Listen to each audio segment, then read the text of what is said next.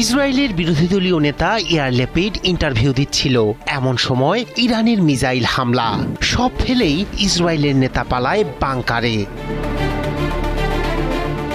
ইসরায়েলের গর্ব শক্তিশালী আকাশ প্রতিরক্ষা ব্যবস্থা আয়রন ডোমকে বুড়ো আঙ্গুল দেখিয়ে নেতানিয়াহুর মাটিতে মিসাইল ঝড় তুলল ইরান। হামলার জবাব ও সর্বোচ্চ নেতা আয়াতুল্লাহ আলী খামেনির হত্যার প্রতিশোধে বিধ্বংসী জবাব দিয়েছে তেহরান। মুহুর্মুহুর ক্ষেপণাস্ত্র ও ড্রোনের ঝড়ে লন্ডভন্ড ইসরায়েল। তেল আবিব ও হাইফার আকাশে হামলে পড়েছে ইরানি মিসাইল, ধোঁয়ায় ঢেকে গেছে স্কাইলাইন।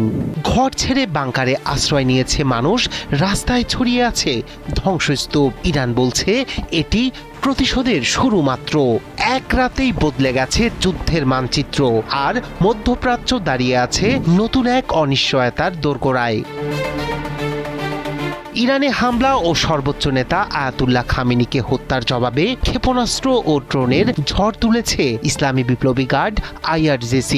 রোববার ভোরে শুরু হওয়া এই হামলায় লন্ডভন্ড গুরুত্বপূর্ণ শহর ও সামরিক স্থাপনা। সবচেয়ে বেশি ক্ষতিগ্রস্ত হয়েছে তেল আবিব ও হাইফা শহর। সাইরেনের তীব্র শব্দে ঘুম ভাঙে বাসিন্দাদের। মুহূর্তেই শহর জুড়ে নেমে আসে আতঙ্ক।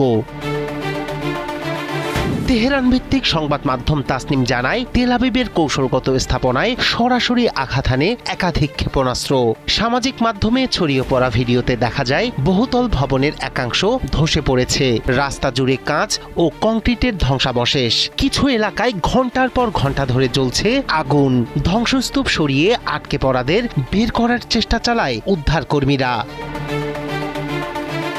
হাইফাতেও বড় ধরনের বিস্ফোরণের খবর মিলেছে। বন্দর সংলগ্ন শিল্প এলাকা ও আশপাশের অবকাঠামোয় আঘাতের পর ঘন কালো ধোঁয়ায় ঢেকে যায় আকাশ। প্রত্যক্ষদর্শীরা জানিয়েছেন বিস্ফোরণের শব্দ কয়েক কিলোমিটার দূর থেকেও শোনা গেছে। শক্তিশালী আঘাতে বেশ কিছু এলাকায় সাময়িকভাবে বিচ্ছিন্ন হয়ে পড়ে বিদ্যুৎ সরবরাহ। ইসরায়েলি কর্তৃপক্ষ জানিয়েছে অনেক ক্ষেপণাস্ত্র আকাশ প্রতিরক্ষা ব্যবস্থা প্রতিহত করলেও বেশ কয়েকটি জনবসতিপূর্ণ এলাকায় আঘাত এনেছে। জরুরি অবস্থা জারি করা হয়েছে হাসপাতালগুলোতেও। আহতদের দ্রুত চিকিৎসার জন্য প্রস্তুত শহরের প্রধান মেডিকেল সেন্টারগুলো। হামলার সময় তেল আবিব ও হাইফার বাসিন্দারা ছুটে যান আন্ডারগ্রাউন্ড শেল্টার ও বাংকারে। বহুতল ভবনের নিচতলার সুরক্ষিত কক্ষে আশ্রয় নিয়েছে বহু পরিবার। গাড়ির পার্কিং লট, সাবওয়ে স্টেশন কিংবা সরকারি বোমা শেল্টারে রাত কাটান অনেকে।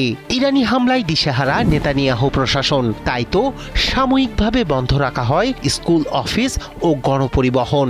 ইরান দাবি করেছে এই হামলা তাদের প্রতিশোধমূলক অভিযানের অংশ। তেল আবিবের আলোচিত স্কাইলাইন এখন ধোঁয়ায় আচ্ছন্ন। হাইফার আকাশে ভাসছে বিস্ফোরণের ধ্বনি। এক রাতেই বদলে গেছে চেনা দৃশ্যপট। সামনে কি অপেক্ষা করছে তা নিয়ে উৎকণ্ঠায় পুরো অঞ্চল।